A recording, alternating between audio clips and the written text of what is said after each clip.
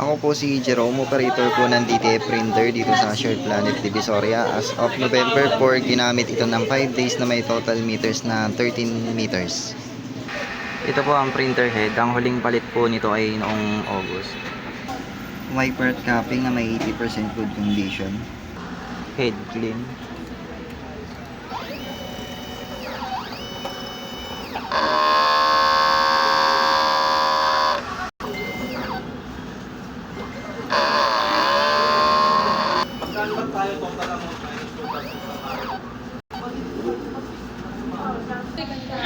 Punasan ng wiper after head clean.